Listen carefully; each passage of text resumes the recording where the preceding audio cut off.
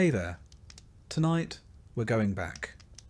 Not to castles and kings, but to the edges of history. The part that doesn't make it into paintings. We're talking about medieval peasants. The ones who didn't ride horses or wear crowns. Who survived plagues, hunger, cold, and 100 small indignities, all without a title to their name. No glory, no legacy. Just long days, short nights, and a quiet kind of strength most of us wouldn't last a day in. If this kind of calm, slow history helps you unwind, feel free to like the video and subscribe, but only if it actually brings you peace. And let me know in the comments where you're listening from, and what time it is right now. It's always strangely comforting to see who's out there falling asleep to the same quiet story. So, dim the lights. Turn on a fan if you like that soft background hum. Settle in and let's begin. At the edge of the map. This village doesn't have a name, or if it did, no one remembers it.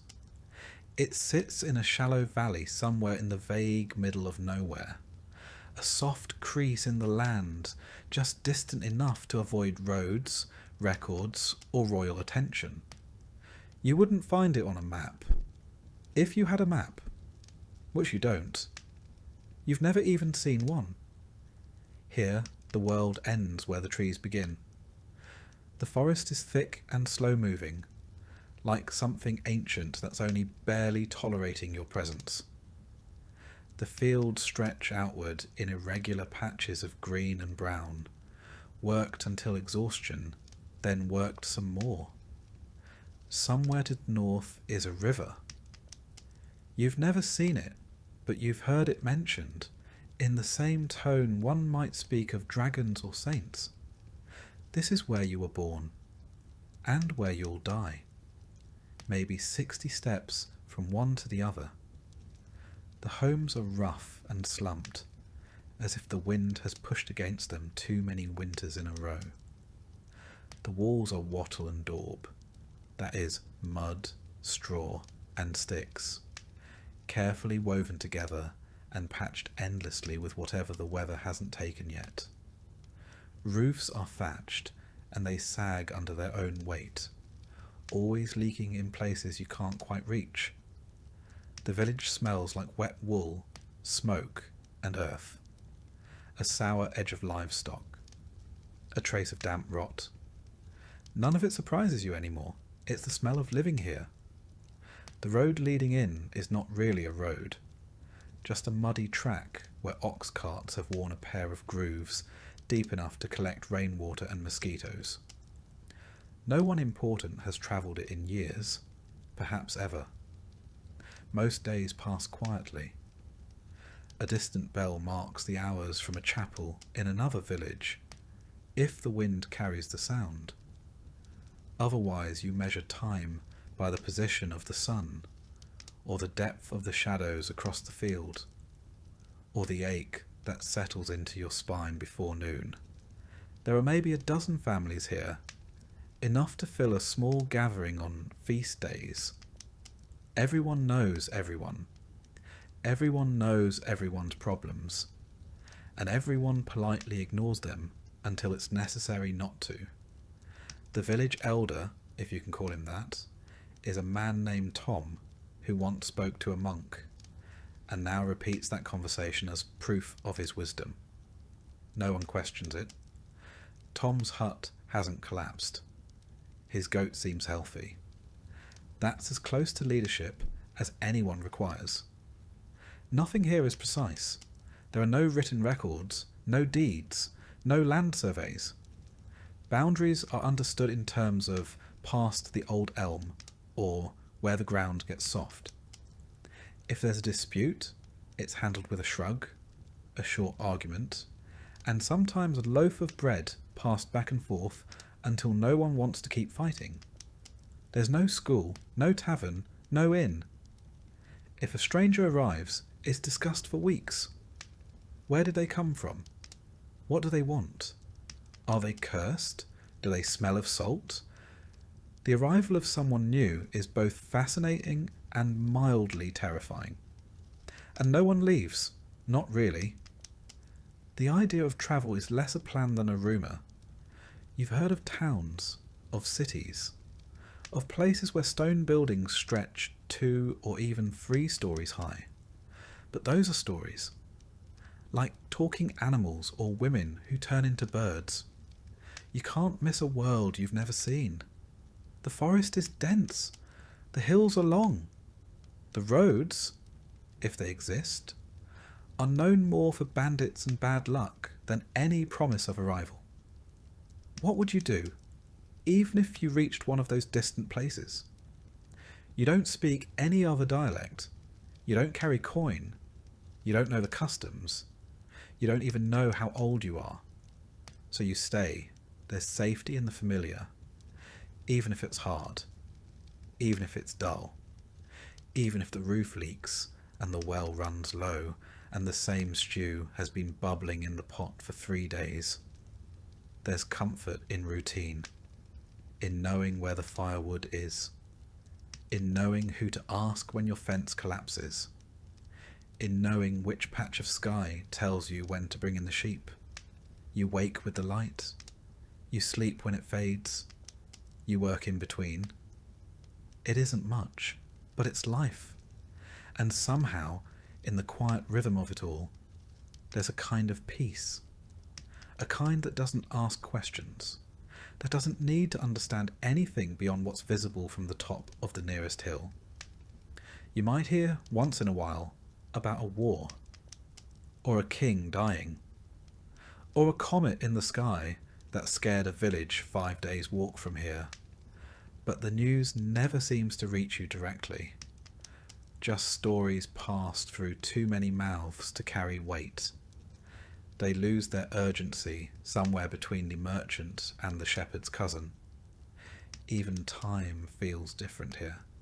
Seasons don't shift cleanly. They bleed into each other. A damp spring becomes a wet summer. A hard frost turns into the kind of winter that chews through your boots. You don't count years. You count harvests, dry ones, wet ones. The bad one when the rye grew black with rot. The good one where the barley came in thick and heavy, and even old Marjorie smiled for a week. His steward does. He collects grain, asks questions, writes things down. You answer carefully, never with too much detail. He doesn't seem to like detail. You've never met the king. You're not entirely sure what he does, but you know his name, and you say it when you pray, just in case it matters. Because here, on the edge of the map, most things don't change, and when they do, it's usually for the worse. Still the hearth glows. The roof mostly holds. The pottage is warm. And tomorrow the same sun will rise over the same hills. And for now, that's enough. In your lifetime, you'll walk hundreds of miles, but almost all of them will be in circles. Most people in the medieval countryside never travelled more than a few miles from where they were born. Not because they lacked curiosity, or energy, or boots, though boots were often a luxury, but because the world beyond the next hill didn't really belong to them, and the idea of going to find it, that felt as far-fetched as flying. You grew up learning the names of every patch of land between your home and the edge of the field. You knew the shape of every tree stump on the path to the well. You could tell who had walked the road by the depth of their footprints in the mud. Everything beyond that started to feel theoretical. The next village over might only be 5 miles away, but it may as well have been a foreign country. You'd heard stories about it. Who married who stole a goat, who said the priest snored during Mass. But you hadn't seen it, and you likely wouldn't, because travel was dangerous. Not in the fun, thrilling way. In the quiet, exhausting, possibly fatal kind of way. Roads weren't well-kept paths lined with signs and travellers' inns. They were mostly muddy tracks through forests, fields, and long stretches of very empty, very silent land. No maps, no directions. Just vague advice like, go until you see the leaning pine tree, then left past the stone that looks like a sleeping pig. And on those paths there were things to worry about. First, the forest.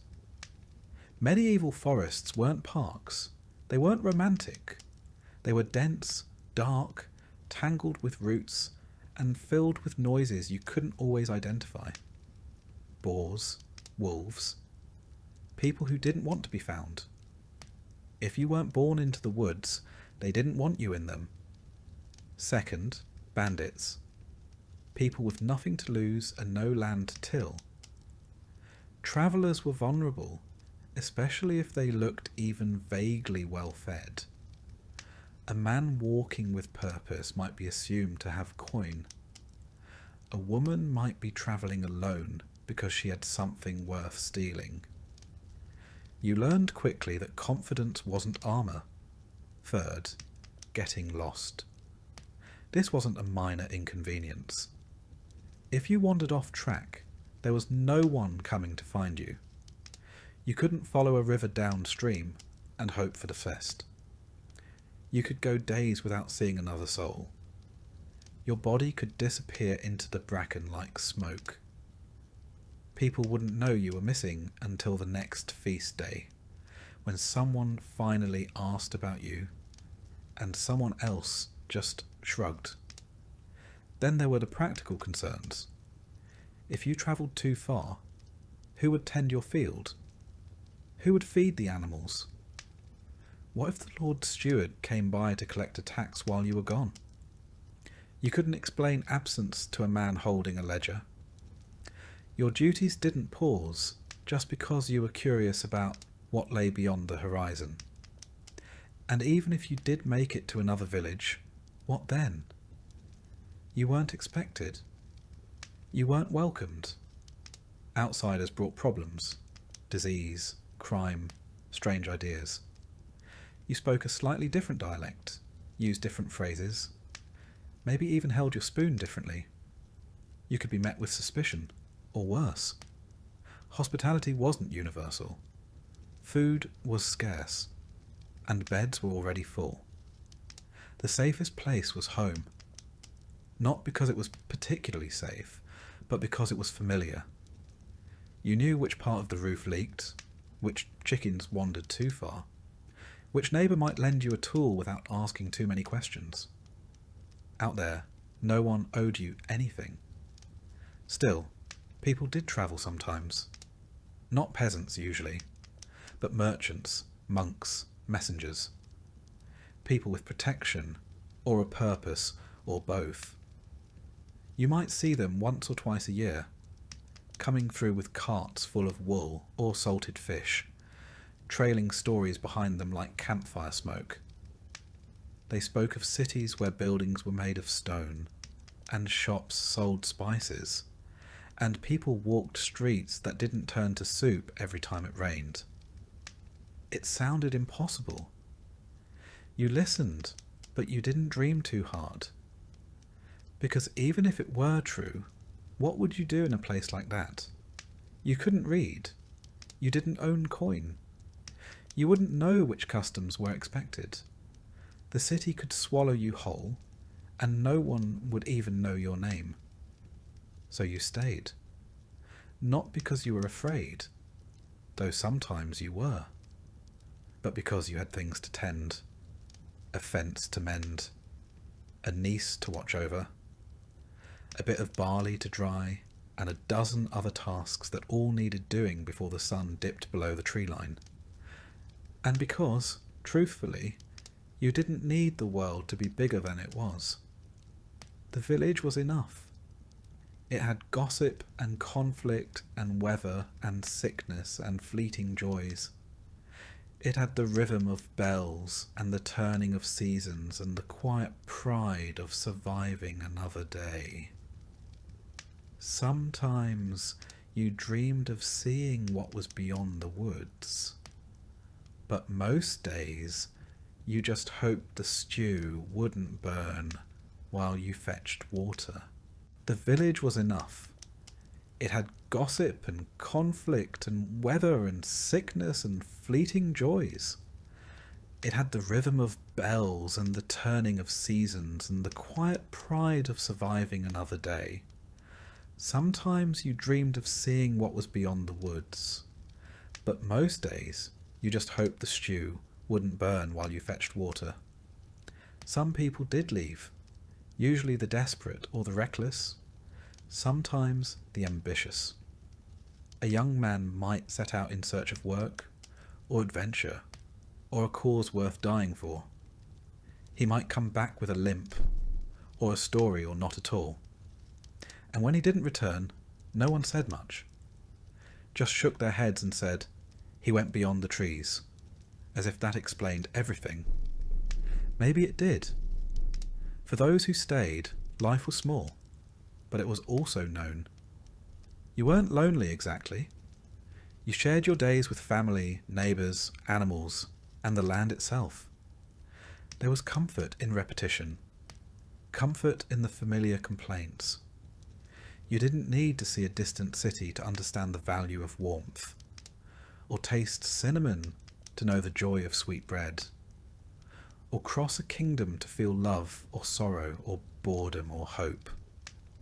And as the years wore on, and the aches settled deeper into your joints, and the children grew taller than the fence posts, the idea of travel faded. Not with regret, but with understanding. Some people were meant to move. You were meant to stay. There is no blueprint, no architect, no pile of neatly labelled lumber waiting to be assembled. Just mud and wood and whatever else the landscape hasn't already claimed. Your home isn't a house, not in the way most people think of one. It's more like a compromise between shelter and weather, between effort and decay, between what you needed and what the land reluctantly agreed to give you. You begin with the frame, rough-hewn timbers from the nearest trees, cut with tools that have passed through more hands than you can count. The wood isn't straight. It bends a little, it warps. But you don't mind. Neither are your walls. Once the frame is up, you weave thin branches or flexible sticks between the posts, a process called wattle. It's not elegant. It's not even particularly quick, but it holds together, for the most part, like the rest of your life. Then comes the daub, a mix of mud, straw, manure, and water. You slap it on by hand, you press it between the gaps. You smooth it just enough to keep the wind out and pretend it's deliberate. It dries slowly, cracking in the sun, occasionally falling off in clumps that need to be redone before winter. You get used to the smell. Eventually, you stop noticing it. The roof is thatch, layers of dried straw packed tightly together and tied to the beams. When it's fresh, it's golden, almost pretty. Then the rains come. Then the birds come. Then time comes. The colour fades. The edges fray. Holes appear where you never expected them, and you start placing buckets in places you hoped you'd never have to. You don't shingle it. You don't waterproof it. You just keep patching it until the whole thing threatens to become more patched than roof. At some point, you wonder if it might be easier to live under a cart. The floor is dirt. You tell yourself it's packed firm. And it is, sort of. Years of walking, sweeping, spilling, and stomping have turned it into something almost solid. But when it rains, it softens again. When it freezes, it cracks. When the goats come in for the night, it's anyone's guess what's actually underfoot. You might spread rushes or straw to cover it. It helps, a little. But soon the straw gets damp, gets dirty, gets walked into dust. Then you sweep it out and start over. Or you don't. Eventually, the straw becomes the floor, and you accept it as part of the landscape. Windows, technically. Openings in the wall, anyway. Covered with wooden shutters that swing awkwardly and never quite close flush.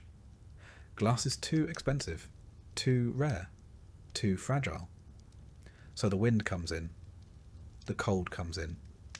The sounds of the animals outside come in. And sometimes the animals themselves. There's a single door, usually hung a little crooked, because the frame shifted during the last frost. It latches with a hook or a wooden peg. Not for security, there's nothing to steal, but to keep the chickens from wandering out and the wind from wandering in. Inside, the layout is best described as shared.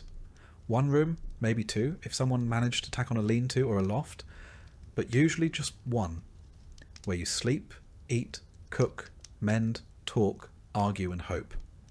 Everyone lives here. Parents, children, a cousin or two, a grandparent, maybe a neighbour's child whose parents are sick, or gone, or both.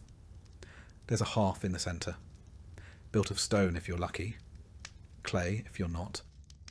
The smoke rises through a hole in the roof. More or less, there's no chimney. The air inside is always smoky, always a little warm, a little damp, and always carrying the quiet scent of stew that's been reheated one too many times. Furniture is limited. A table, a bench, maybe a stool, a chest, if someone in your family was unusually good at carving or very lucky in marriage. Beds are wooden frames stuffed with straw or feathers, often shared, usually squeaking. Blankets are wool, heavy, rough, never quite dry. There's storage in the rafters, garlic, onions, herbs, maybe a small ham if the pig was kind that year. You can smell the difference between early winter and late spring just by the air above your head. Sometimes it's comforting. Sometimes it's a reminder of how close you are to running out. Animals are part of the household, literally. The cow might sleep in the same room, off in the corner. Chickens too. A goat. It isn't ideal. It isn't sanitary. But it's warm.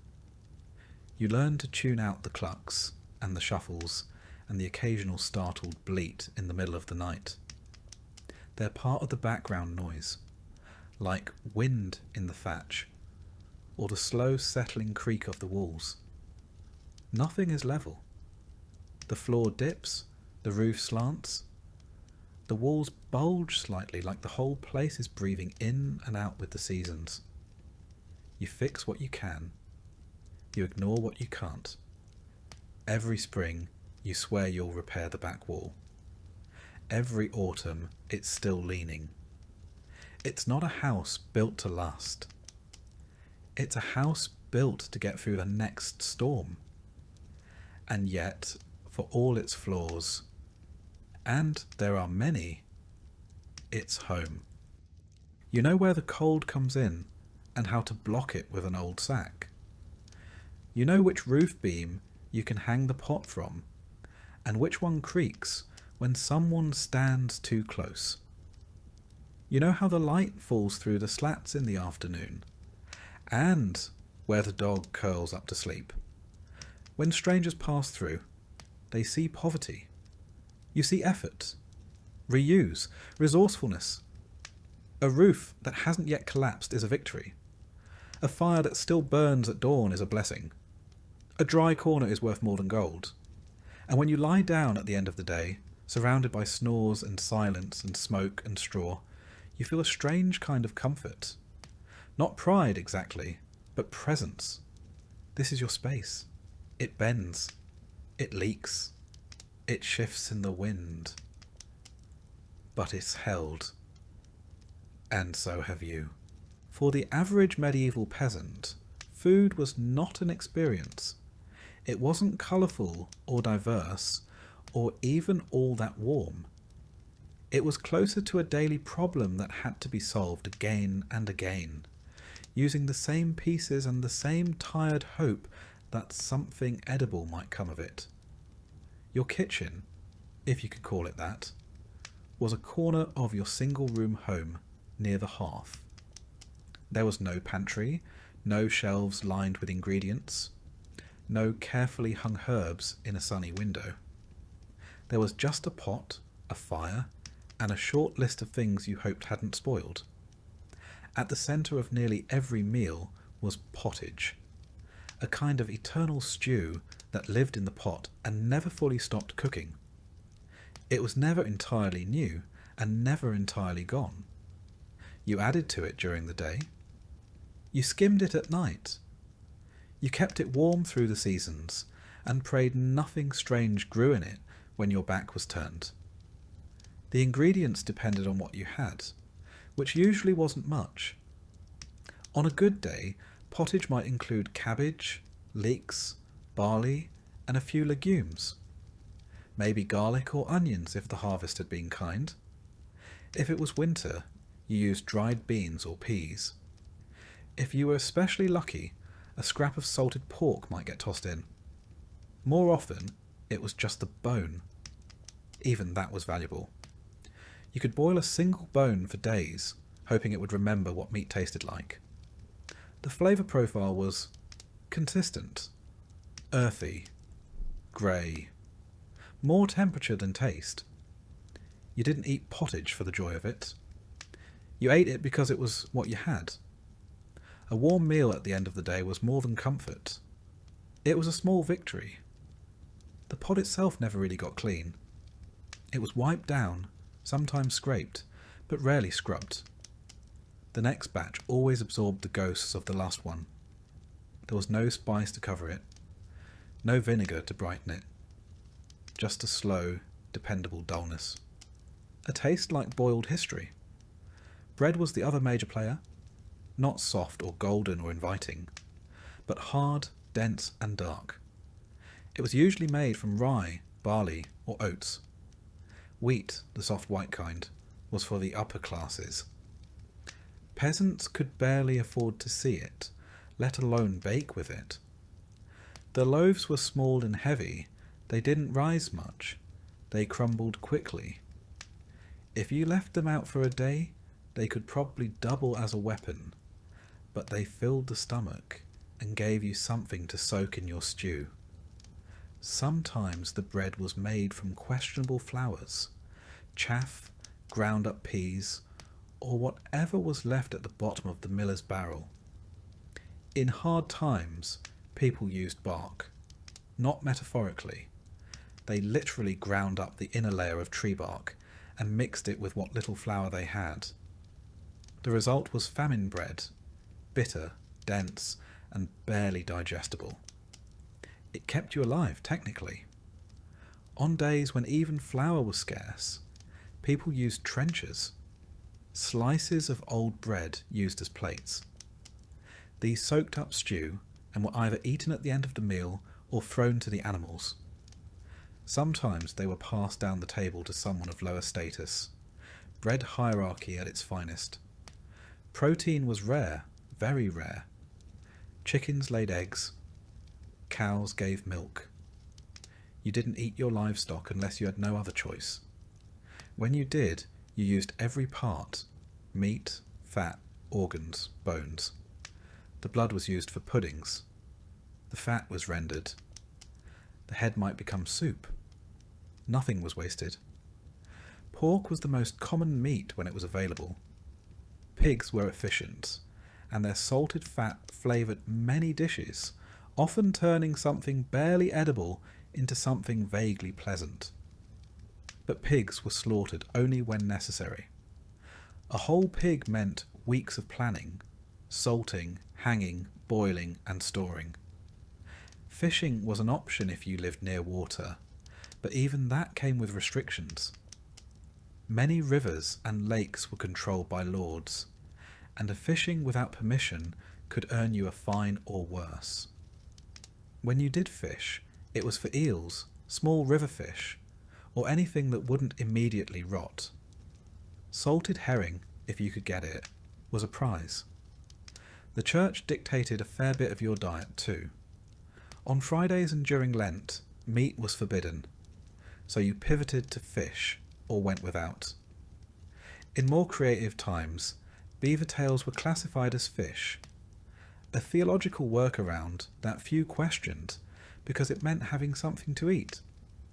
Milk was common, but also fragile. You had to use it quickly or turn it into cheese or butter. Butter was a luxury in some homes, used sparingly. Cheese was harder, tangier, and often quite dry. If you had a few good rounds stored away, it meant the cow had been generous that year. Dairy, though useful, didn't always agree with people, and refrigeration didn't exist. Sour milk was used anyway. Butter went rancid, cheese moulded. You just cut around the worst bits and hoped your stomach was stronger than the bacteria.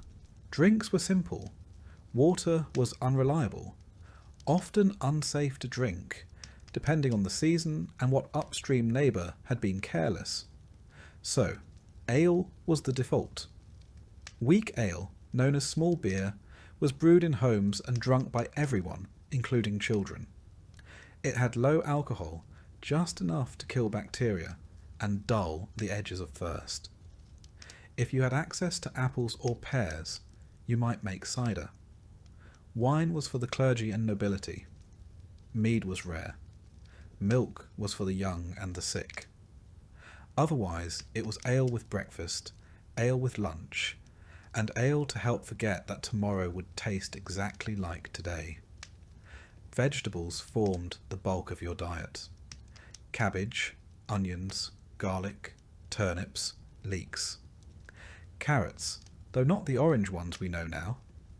Medieval carrots were white or purple. Most were grown in small gardens, tended carefully and eaten root to leaf. Nothing was wasted. The tops of turnips might be boiled into greens. The skins were composted or tossed into the fire. Fruit was seasonal. Apples, mostly. Maybe some berries or wild plums.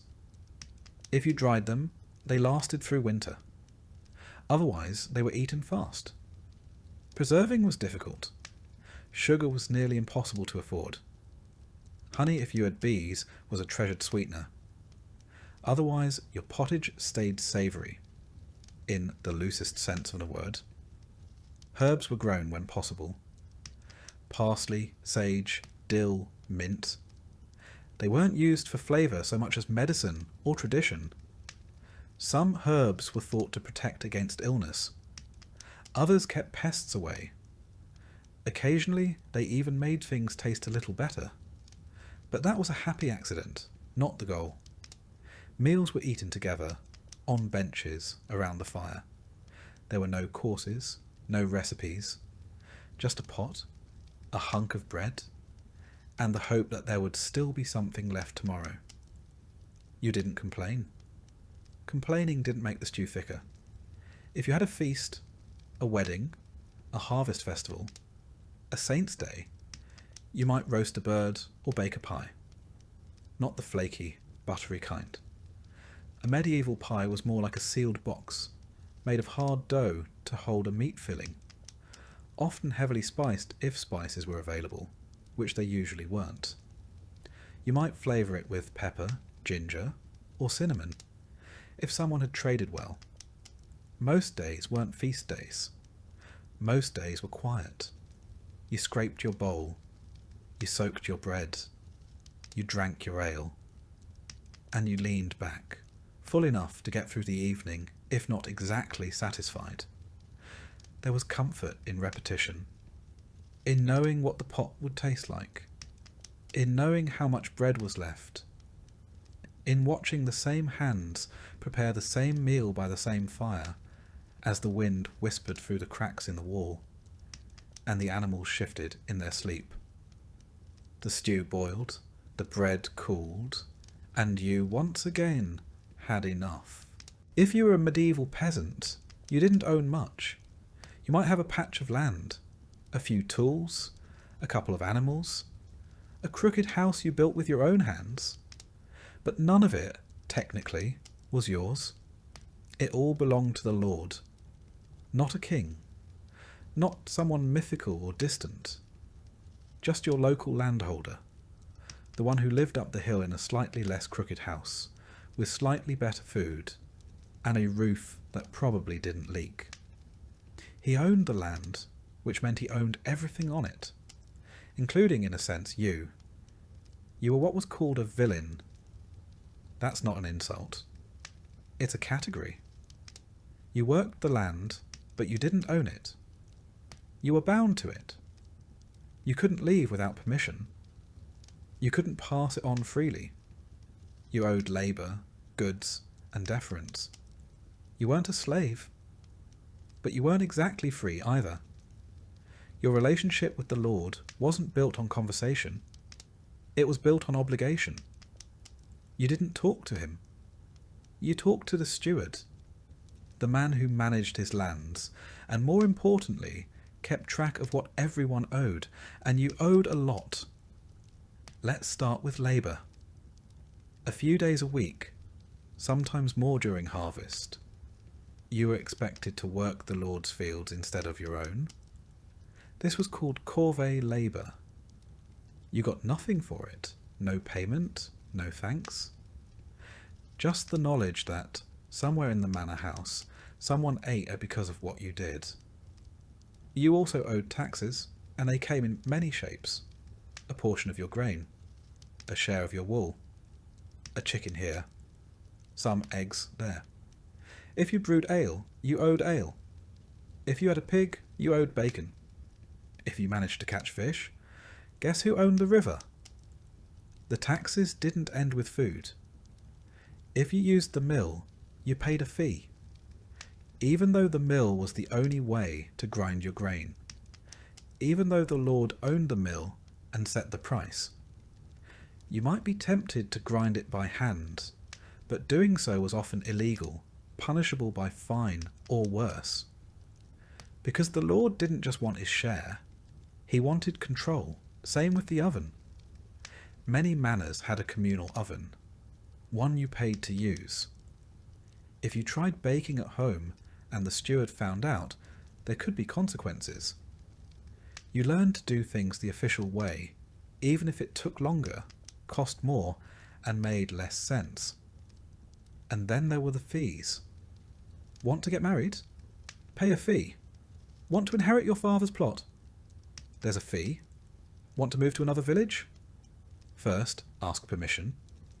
Then, you guessed it, pay a fee. Your livestock. Taxed. Your tools. Sometimes taxed. Your ability to breed without permission. Barely untaxed. And what did you get in return? Well, the Lord was supposed to protect you, in theory. If bandits attacked, or if a rival noble invaded, the Lord had men at arms who could fight. If famine struck, he might distribute grain from his stores, though rarely for free. And if you had a legal dispute, say, your neighbour's goat wandered into your garden and refused to leave, the Lord's court might settle it. Again, not for free. This was feudalism, a system of obligations and hierarchy wrapped in the language of loyalty and protection. In practice, it was a system of ownership. The land was everything. Those who owned it ruled. Those who worked it obeyed. The manor itself stood apart from the village, sometimes literally on higher ground. It might be made of stone or timber, larger than any peasant's home, with a roof thatched so thick no wind dared enter. Inside were tapestries, tables, servants, and the Lord, of course, wearing wool lined with fur, eating meals you couldn't imagine, and thinking very little about you. He might not know your name, but he knew your numbers. How much barley you owed this year. How many eggs you'd promised. Whether your son had reached the age where he could be added to the labour rolls. Everything was recorded. Not by you couldn't read, but by the steward, the reeve, the bailiff. Men with wax tablets or bits of parchment who came around with questions you learned to answer carefully. And if you didn't meet your obligations, there were punishments. Fines, usually, more goods taken, days added to your labour. In extreme cases, your tools could be confiscated, or your land reclaimed, or your house, your goats, your dignity, all of it, gone. You didn't resist. Resistance wasn't rebellion. It was foolishness. But here's the strange part. The system worked. Not because it was fair, but because it was stable. It had rules, predictable if harsh. You knew what you owed. You knew what was expected. There was no guessing, no sudden surprises. Just a steady, grinding rhythm of give, give, give. And occasionally, just occasionally, the Lord would give something back. A feast day where food was distributed. A holiday where labour was waived. A kind word, perhaps, spoken from horseback. Not enough to balance the scales, but enough to keep things from tipping. The relationship was never friendly, but it was enduring. Your lord might be young or old, kind or cruel, present or distant, but he was always above. You didn't question that. You bowed when he passed. You removed your cap. You used the right words, not because he deserved it, but because you didn't want trouble. And maybe, deep down, because a small part of you still hoped that one day you might be noticed, rewarded, lifted, even just a little. It almost never happened, but that's how the system stayed alive. Not just with fear, but with the faintest suggestion of hope, that if you worked hard enough, obeyed long enough, prayed loud enough, something might change. Meanwhile, the steward kept walking, the reeve kept writing, the mill kept grinding, and you kept digging your hands into the soil, year after year, season after season. There was no retirement, no bonus, no upward mobility, only the quiet knowledge that you had fulfilled your role. You had done what was asked. You had made it through another year under the weight of someone else's title. And as long as the Lord was pleased, you were allowed to go on living. Long before the Black Death swept across Europe and etched itself into history books, medieval peasants were already well acquainted with sickness. Not the kind of illness that came and went with the seasons, though there was plenty of that too, but the slow, constant presence of something always waiting to go wrong. Infection, fever, wasting, swelling, coughing. Disease wasn't an event. It was a feature of life. You didn't need a continent-wide catastrophe to be laid low. All it took was a small cut, a single flea, a bit of water that looked clear but wasn't. And unlike weather or taxes, illness didn't follow rules. It arrived without warning, and it rarely left quietly. There were no hospitals. Not really. If you were lucky, your village had a wise woman, maybe a midwife, someone who knew which herbs to boil and which ones to burn.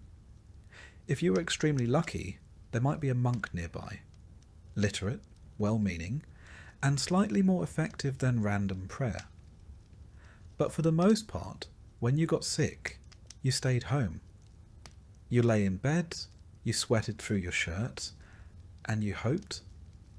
Most people didn't understand what caused disease. The word germ hadn't been invented yet. Microscopes were centuries away. What you had were theories, old ones, confusing ones, and often wrong ones. Some believed in miasma, bad air that carried disease through smell. If a village reeked of rot, manure and smoke, it was assumed to be dangerous, which, in a way, was correct, but not for the reasons people thought.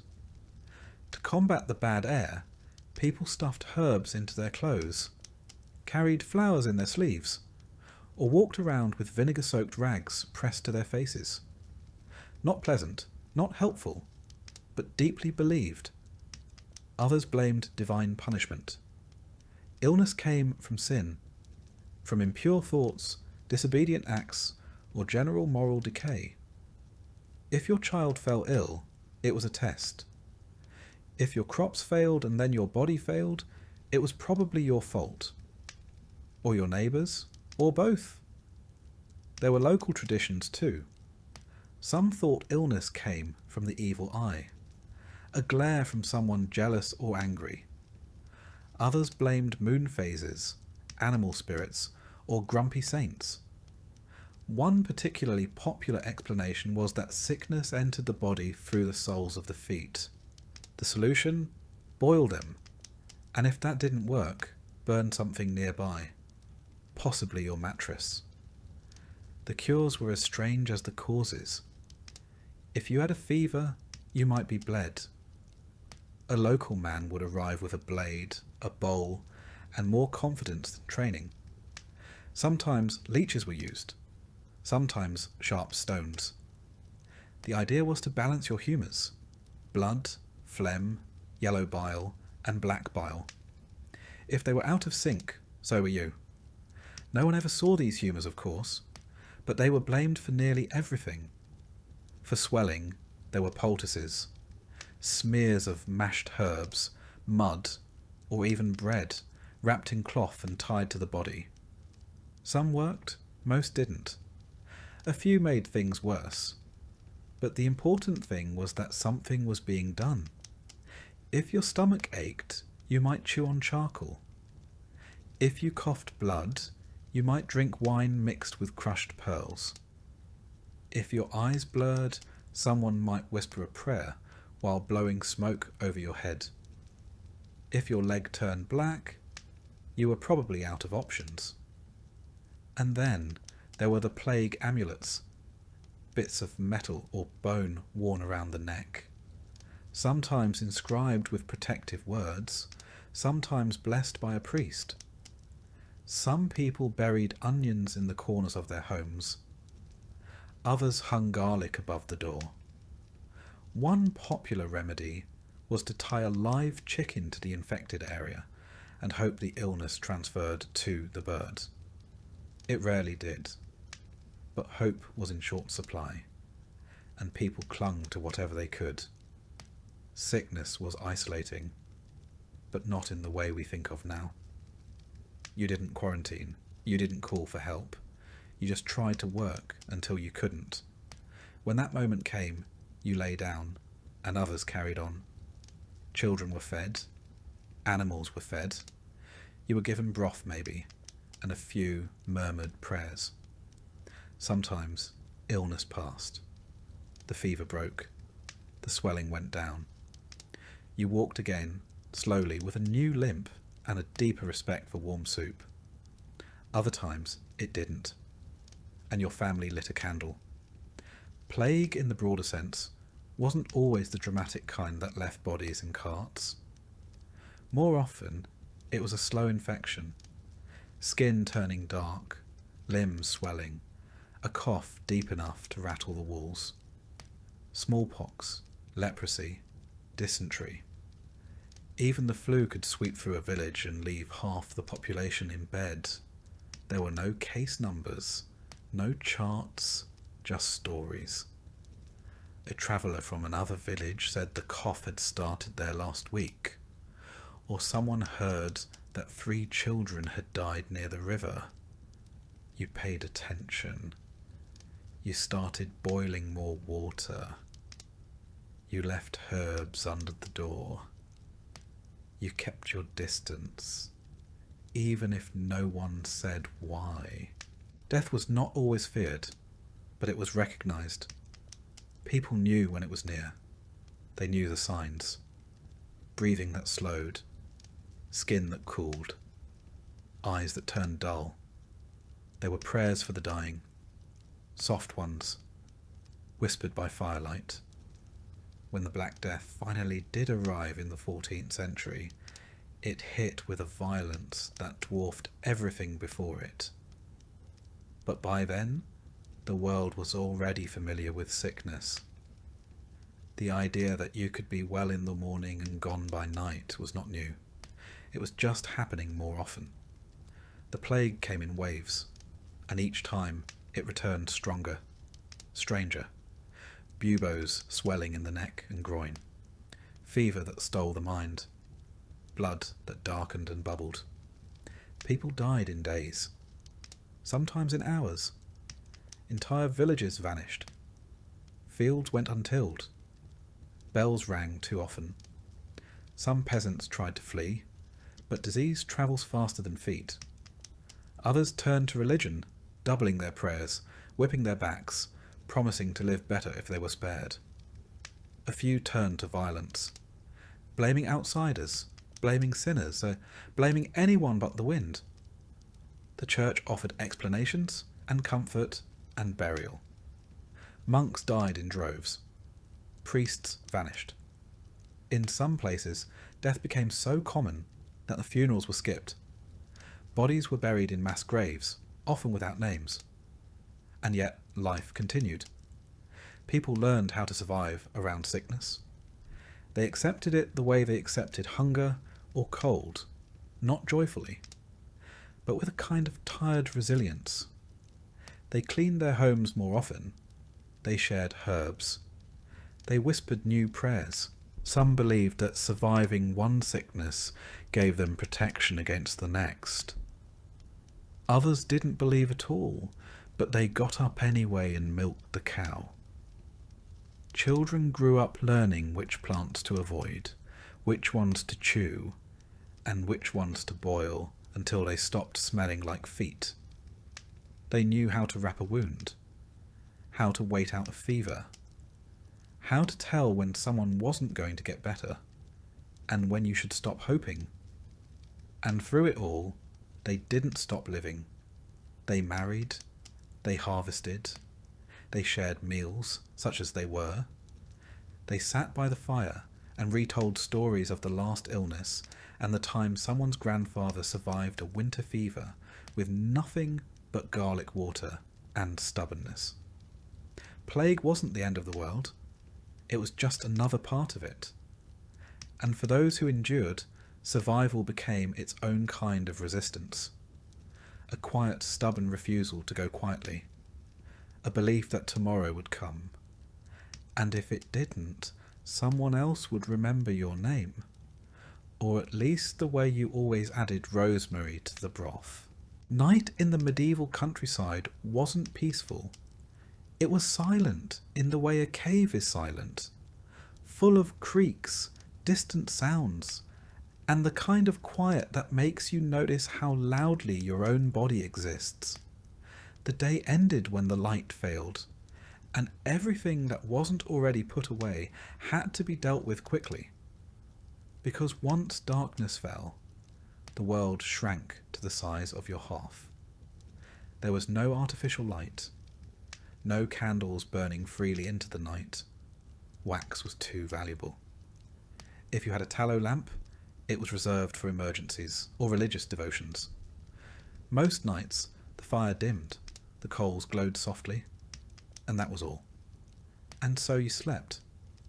But not in the way we think of sleep. Not in a single, unbroken stretch. Sleep in the Middle Ages came in 2 acts. First sleep, then a waking period, and finally a second sleep. This rhythm wasn't accidental. It was how people adapted to the long, lightless hours between dusk and dawn. You would drift into your first sleep not long after nightfall. The fire would be banked, the animals would have quieted, children would be hushed. The home, 1 room, maybe 2, would stretch out into stillness. If you had a mattress, it was stuffed with straw or feathers, possibly lumpy, often shared. If you didn't, you slept on woven rushes or directly on the earth, softened only by habit. Everyone slept together.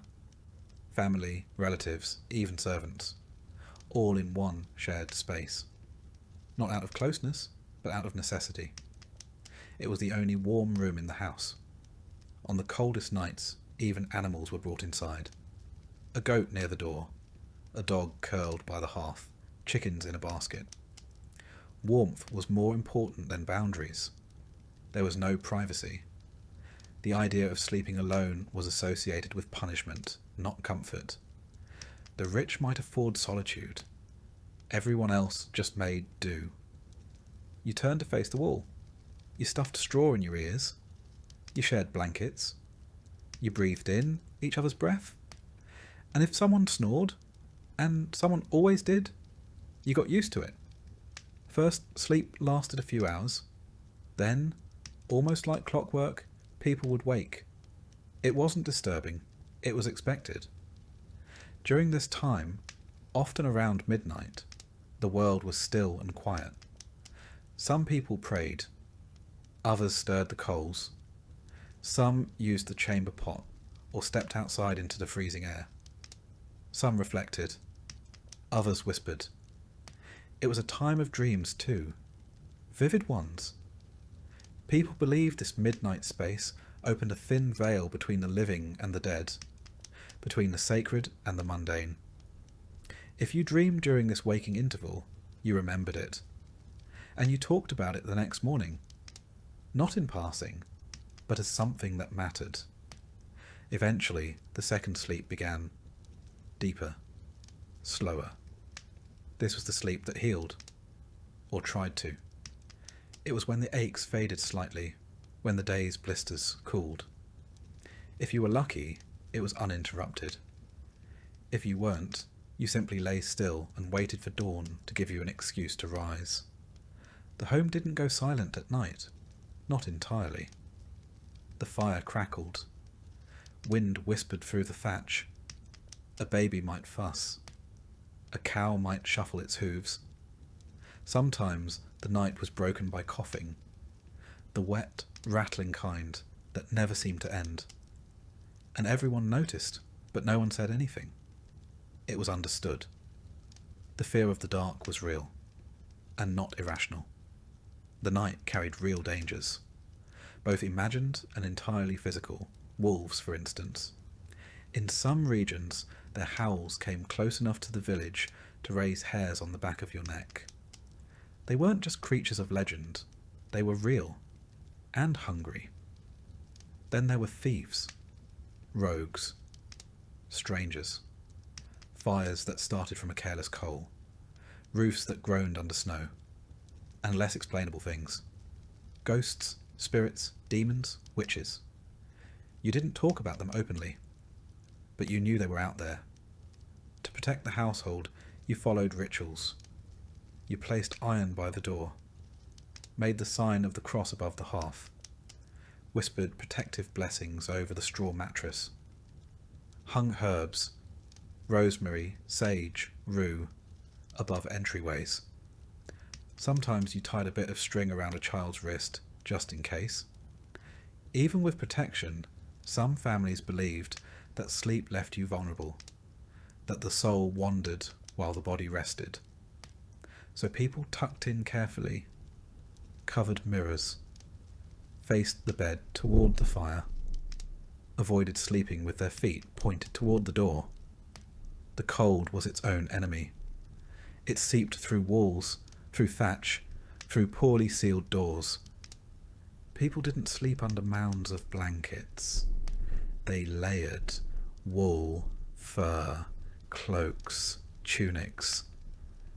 The idea of undressing for bed would have seemed absurd. You slept in your clothes, sometimes in your boots. There was a comfort to sleeping next to others, but also discomfort.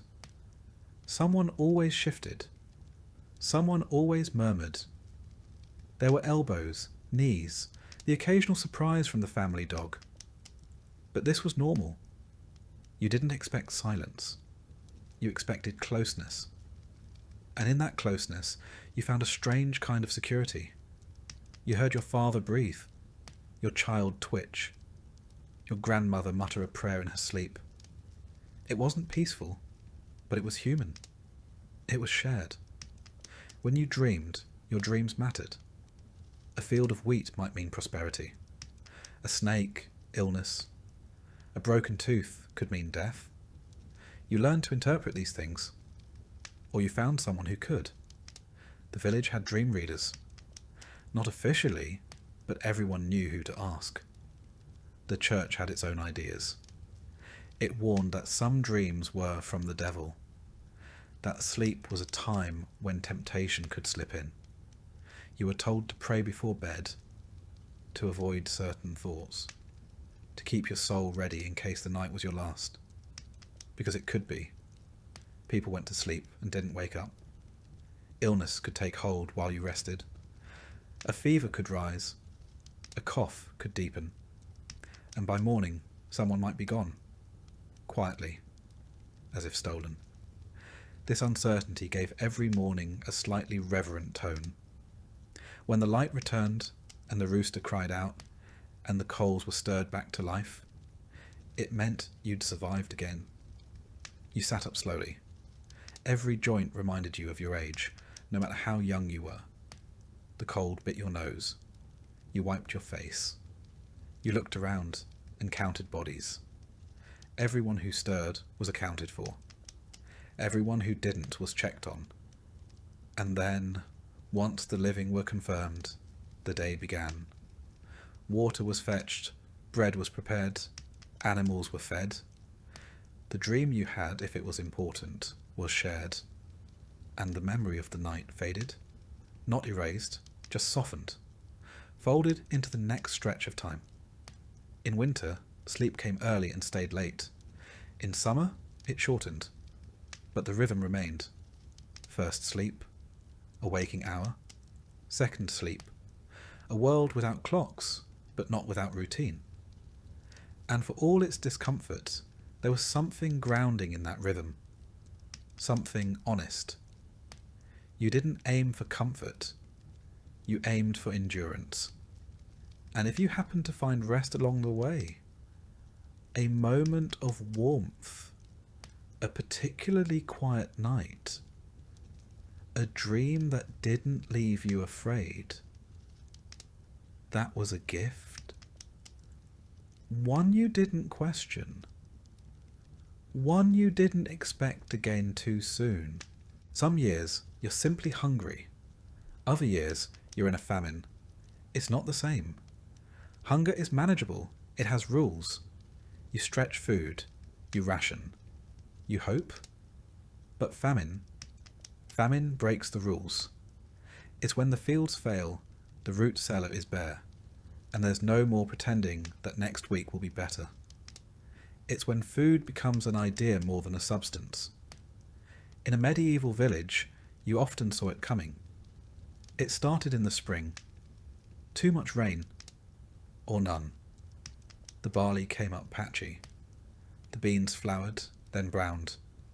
The cabbages cracked open too early. The wheat heads stayed stunted, bowed like they were already mourning something. You noticed.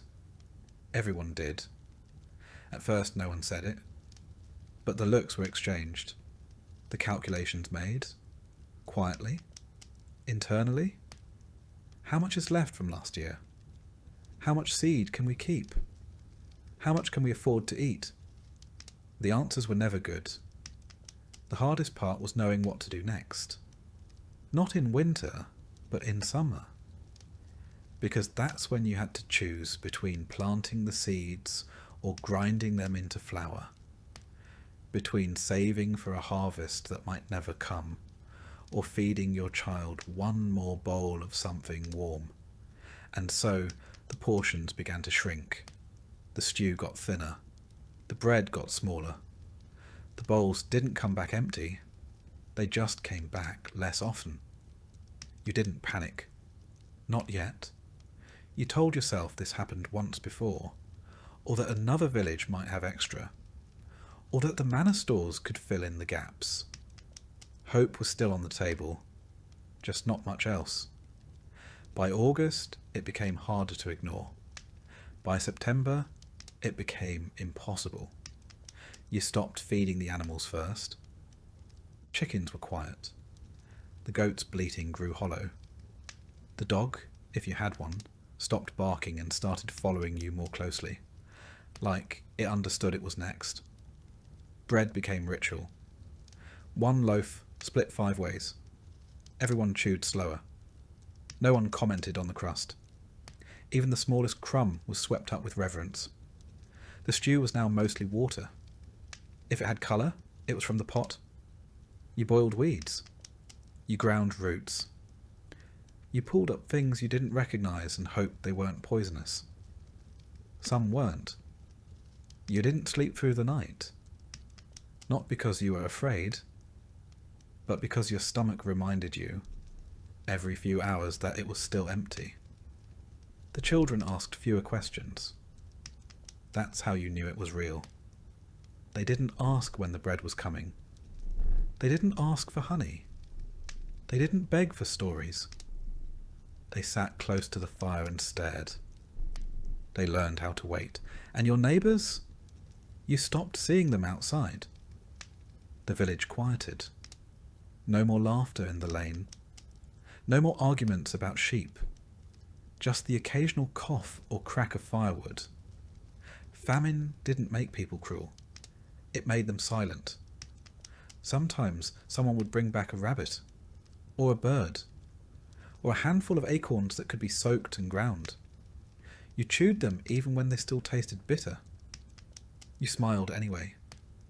Not because it tasted good, but because it was something. You tried not to resent the manner. Sometimes they gave grain. Sometimes they didn't. The steward came around less. That was good and bad. Good, because he wasn't there to take anything. Bad, because he wasn't there to help either. His silence said more than words ever could. The church did what it could. Bread after mass. Alms for the poorest. But they too were stretched. You prayed more. Not out of faith, but out of repetition. Words are easy when your hands are too tired to do anything else. Some left the village entirely, packed up and wandered to find work or food or God. Some returned. Some didn't. You never asked what happened. You were too tired. The body changes in famine. You feel your ribs first, not from the outside, but from within, like they're too close to your skin. You stand up slower. You bruise easier. You wake up with your hands clenched, like they're still gripping tools you can't afford to use anymore. And the cold hurts more. The fire is your best friend. You spend more time tending it than you ever did cooking on it. You sit close. You sleep facing it. You feed it even as your belly goes empty. Because heat is the one luxury you can still provide. By now you've eaten everything that could be eaten. The roots, the weeds, the dried beans, the stale flour. You've boiled bones 3 times over. You've soaked bark. You've baked famine bread that cracked your tooth. And when the food was gone, you looked to the things that weren't food, but might become food in the right light. Leather, boiled and salted. Not delicious. Not satisfying, but technically chewable. You found a rat once. You didn't scream. You thanked God. Then you hid it. Cooked it alone, told no one. You still feel guilty. But you don't regret it. The dreams become strange. You dream of feasts. Tables full of roast and bread and wine. You wake up chewing your tongue. You dream of boiling things over and over, even though you haven't boiled anything in 3 days. You dream of animals coming back, of green shoots breaking through snow. You dream of your childhood, when hunger was simpler, and some nights you dream of being full. You wake from those crying. The graveyard grew slowly at first, then quickly, then too quickly to keep up. You knew someone had died when the church bell didn't ring. It meant there weren't enough hands to lift the rope. The grave was shallow. The prayer was short. The mourning was silent. Everyone had their own hunger to manage. You wanted to mourn, but you couldn't afford the emotion. You held it back, like everything else. Then, like every famine, it ended. Not suddenly, but steadily. Rain came, and it stayed. The ground softened. Seeds germinated. Plants reached up, weak but real. You had enough energy to hope again. You saved the first harvest for others. Children first. Elders next. You took the smallest bowl. You smiled as you passed it. And when the first good loaf came out of the oven, cracked on top, dark on the bottom, you stared at it before you ate. You remembered every day you went without, every trick you used, every lie you told to spare someone else. You ate slowly, and this time it filled you. By the time you could walk, the church had already marked you. It had taken your name at baptism, blessed your breath with Latin you'd never understand, and stitched your soul into a system that extended far beyond your village. You belonged to the church not because you chose to, but because there wasn't another option. In the quiet corners of your life, those dim early mornings before the fire had caught, those wet nights when the wind howled through the shutters, you felt its presence like gravity. It didn't just exist beside your life. It organised it, judged it, taxed it, forgave it, and defined what came after it. The church wasn't a place you visited. It was the air around you, the road beneath your feet, the rhythm of your year. It was the voice that murmured over your grave, and the one that whispered about it decades before you got there. The village priest, often the only person who could read, was not just your confessor. He was also your calendar, your counsellor, and the nearest thing to an oracle you had. He held the mysteries of the sky and the stories of the saints, and knew why a pig might die or a storm might come. He walked through the village like a man carrying both blessing and threat in his robes. You brought your sins to him in whispers, hoping he wouldn't look disappointed. You tried not to think about what he knew. You saw him at birth, marriage, and death, three of the only guaranteed ceremonies of a peasant's life. And in between, he spoke for a God you feared more than you loved, because love, you were told, required obedience. Latin was the language of the Mass, and it might as well have been a spell. You stood in the church beside your family, feet numb from cold, listening to words that never belonged to you. You didn't know what the priest said as he lifted the bread, but you believed, or tried to, that something invisible had happened. That the bread wasn't bread, that the wine wasn't wine, that the murmuring of words and gestures could move the divine. You didn't speak the words, but they moved through you anyway. You mouthed along where you could. You crossed yourself when the others did. You learned the rhythm of holiness like someone learns the path to a well, without understanding every step, only that you needed it. The church told you when to fast and when to feast. It carved the year into sacred pieces. Lent, Advent, Epiphany, All Saints. You didn't say March or April. You said after Easter or near St. Michael's. It told you what you could eat, when you could eat it, and how guilty you should feel about enjoying it. 40 days without meat before Easter, followed by a feast so rich it made you dizzy. Friday fish, even if you lived nowhere near water. Almond milk for the wealthy. Turnips and cold broth for everyone else. On saint days, you shared what you could. On fast days, you imagined what you couldn't. But even when your bowl was empty, your plate was full of rules. Your calendar wasn't just for prayer. It was also for payment. The church collected 1/10 of your yield, no matter the season. Grain, eggs, wool, chickens, cider. If it came from your field or your body, it had a price. You gave because it was God's portion. That's what you were told. But God didn't collect it. The priest did.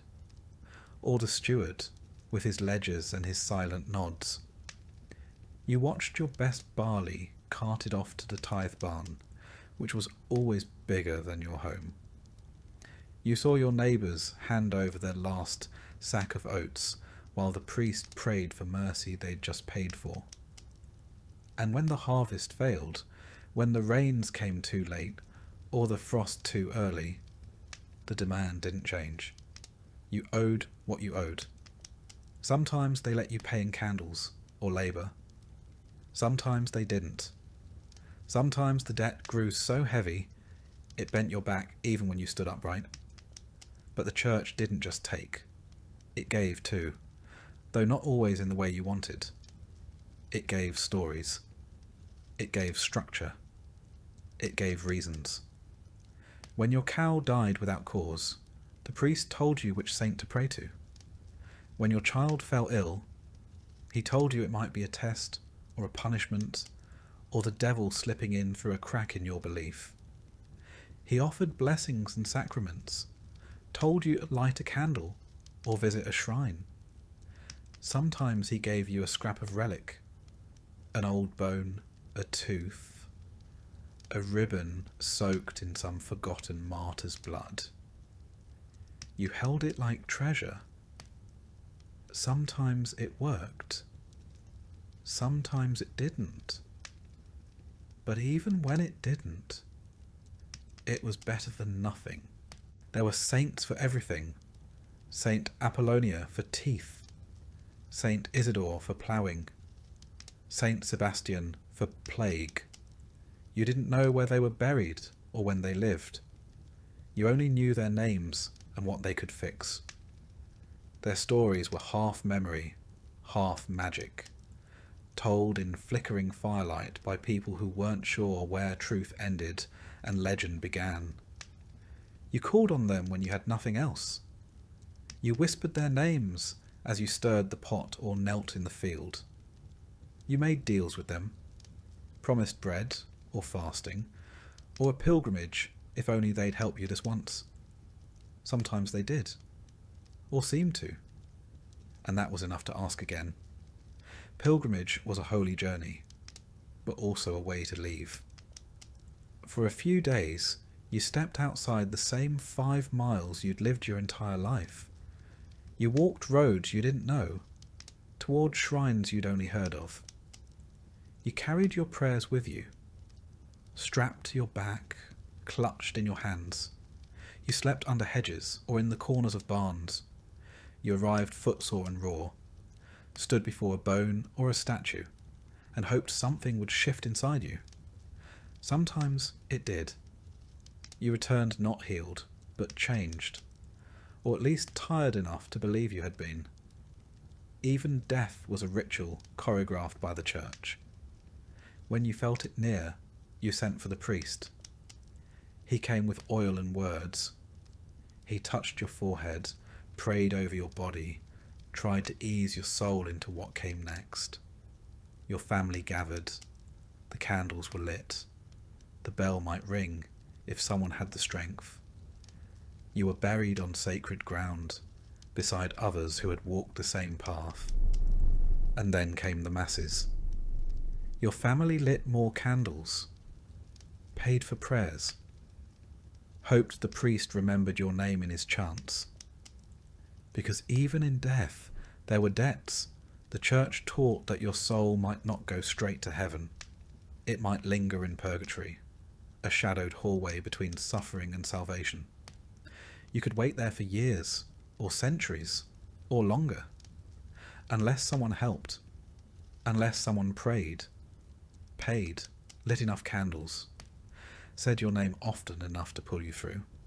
And so your family paid what they could. The poor gave bread, the rich gave land, all to shorten a stay in a place no one had seen, but everyone feared. Because fear too was part of the church's gift. The church explained the world when no one else could. It told you why the rains failed, why your child didn't wake, why illness took the young and spared the cruel. It told you that suffering had purpose, that obedience had reward. It gave you structure in the middle of chaos, and that structure, even when it burdened you, gave you peace. Not comfort, always, but peace. You never questioned the church's power. Not seriously, not out loud. You might grumble about the tithe or curse when the priest looked the other way, but you never stopped showing up. You didn't stop kneeling. You didn't stop crossing yourself when the bell rang. Because if the church wasn't right, then the world had no shape at all. And a world with no shape was a terrifying thing. Even when the priest drank too much, even when the bishop demanded too many taxes, even when the indulgent seller passed through town with a cart full of promises and a purse full of coins, you still believed, or you acted like you did, which, in the end, was mostly the same, because belief was less about what you thought than what you did. You didn't understand the Latin, but you understood the structure. You stayed inside it because it was the only way forward. And when you died, you hoped the bells would ring, and the candles would burn, and your name would be said often enough to matter. You hoped the saints still listened. You hoped your sins had been counted and forgiven in equal measure. You hoped the church, in all its weight and mystery and dust and gold, would carry you the rest of the way. You might think that after everything they endured, after the famines and plagues, after the tithes and taxes and the heavy boot of the manor's authority, peasants would have risen up more often, that the weight of centuries of suffering would have built up until it cracked the walls of their villages, until one cold morning the frost would thaw and something inside them would snap. You might think they would have gathered in fields and marketplaces, tools in hand and fire in their hearts, shouting that they would kneel no longer. But they didn't. Not often, not for long, and never all at once. There were revolts, yes, the Peasants' Revolt in England in 1381, the Jacquerie in France a few decades earlier. Small uprisings scattered across Europe like stones thrown into a still pond. Angry voices in places where the lords had taken too much, pushed too hard, taxed one coin too many. Sometimes the spark caught. A tax collector's house burned. A steward run out of town. A banner lifted. But those fires burned fast and were snuffed out even faster. They ended in executions, in gallows built in village squares, in silence heavier than the one that came before. The world didn't change. The grain still had to be sown. To understand why peasants didn't revolt more, you have to stop thinking of them as naive or cowardly. They weren't. They were survivors. Not of single tragedies, but of unbroken hardship, sustained year after year. They lived in a world of low ceilings, where hope was something rationed like grain. They didn't lack courage, they lacked margin. In a life where every day was spent just trying to keep the roof patched and the soup warm, there was no space left for rebellion. You could plan a revolt, or you could dig potatoes. You couldn't do both. The truth was, the system worked. Not because it was just all kind or efficient, but because it was ancient. It had sunk its roots into the habits of generations. It didn't need to be explained. It simply was. You owed labour. You owed grain. You owed the church its tenth, and the Lord his harvest. You owed a quiet nod when the reeve passed your door. You were born into that owing, and unless you were exceptionally lucky, you died in it too. But by staying within those bounds, you could survive. Barely, yes, but you could. The cost of stepping outside those rules was too high. The manor had soldiers, the church had excommunication. The king had no idea you existed, but he had laws that still bound you like rope. The penalty for defiance wasn't always death. Sometimes it was worse. Banishment, starvation. Your family left to carry the debt you tried to escape. Everyone had heard a story. A father taken. A mother whipped. A cousin who disappeared after refusing to pay. The stories were passed down not to stir rebellion, but to prevent it. Besides, rebellion often didn't feel like an option, because the people you lived beside were not strangers. They were your kin, your neighbours. You shared fields, tools, fences and prayers. Even if you hated the steward, you might still marry his daughter. Even if you resented the tithe, you still brought bread to mass. The village wasn't a place you could leave easily, nor was it one you could tear apart without tearing yourself apart in the process. To revolt against the manor was, in some small way, to revolt against the rhythms of your own life. It's easy, centuries later, to imagine the peasant as a figure of eternal submission, head bowed, hat in hand. But this picture misses the complexity of their world. Submission wasn't servitude, it was negotiation. Most peasants did not simply suffer. They adapted, they bartered, they bent. They found cracks in the walls and made homes in the spaces between the rules. A pig kept off the ledger, an extra sack of rye buried in the earth, a bribe given in eggs rather than coin. These were the rebellions they could afford. They were practical people. Their world was not governed by ideology, but by weather. The question was not what is just, but will this feed us through winter? And justice, if it ever came, was a luxury they didn't trust. Lords changed, priests were replaced, rules shifted, but the wind still blew, the soil still needed turning, and children still cried from hunger. You didn't revolt against that. You endured it. The church played its part too, and perhaps more effectively than the sword. It taught that suffering was holy, that endurance was righteous, that the meek would inherit the earth, though it never said when. You were taught that your trials were not punishment, but purification, that your obedience would be rewarded not in this life, but in the next. And if the promise of heaven wasn't enough, the threat of hell filled in the rest. Fire, torment, gnashing of teeth, all waiting for the proud, the rebellious, the ones who said no. And yet, the peasants were not passive. Their resistance was just quieter. They gossiped about the steward. They sang rude songs about the Lord's habits. They laughed when the priest stumbled on a sermon. They told stories at night of better days and better men. They found dignity in the smallest acts, a shared crust, a well-timed silence, a field tended just a little differently than the rule book said. Their rebellion was in the way they survived, despite it all. Not because they accepted the system, but because they made it bend just enough to let them breathe. Sometimes, of course, things changed. A lord died and his son was kinder. A new bishop forgave debts.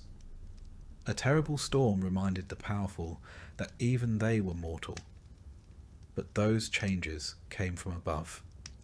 The peasant's job was to wait, to endure, to hand down what little they had, and to teach their children to be quiet when they had to be, and brave when they could be. And there were dreams. Of course there were. You might not have called it revolution, but you thought about a different life. You dreamed of a day when your child wouldn't have to carry the same burdens, when no one would knock on your door with a list of dues, when your back wouldn't ache before 30, when you could sleep without worrying about wolves or soldiers or winter. Those dreams kept you going, but they lived beside reality. You didn't expect them to come true. You just needed them to stay alive. What's perhaps most astonishing is not that peasants revolted so rarely, but that they managed to keep their culture, their faith, their families intact despite the weight of the system pressing down on them. They kept songs alive that no one wrote down. They passed stories from one hearth to the next. They remembered which plants healed and which ones didn't. They taught one another how to pray, how to birth children, how to bury the dead. They created a continuity that outlasted kings and crusades. And they did it not with banners or battles, but with persistence. Persistence was their rebellion. When the manna demanded too much, they survived anyway. When the church taxed their sins, they still lit candles. When the world turned against them, they huddled close and waited for spring. The fields may have belonged to someone else, but the soil still remembered their hands. Revolution didn't live in them the way it would in later centuries, in the speeches of radicals or the slogans of crowds. But there was a different kind of strength in the way they endured. To live a life of hardship without letting it harden you completely was its own kind of defiance. To kneel, not because you were weak, but because you knew you could rise again tomorrow. That too was a form of resistance. And so they endured, quietly, without monuments or songs written in their names. They endured in the rhythm of the plough, in the smoke rising from cottages at dusk, in the lullabies sung beside dying fires. They endured in stories whispered to children who would grow up and tell them again. History often forgets them, or folds them into a footnote beneath kings and conquests. But the peasants were the thread that held the tapestry together. Without them, there would have been no harvests, no cathedrals, no armies to march under banners. They built the world even as they were kept from owning it. They may not have overturned their lords, but they outlasted them. And maybe that is revolution enough.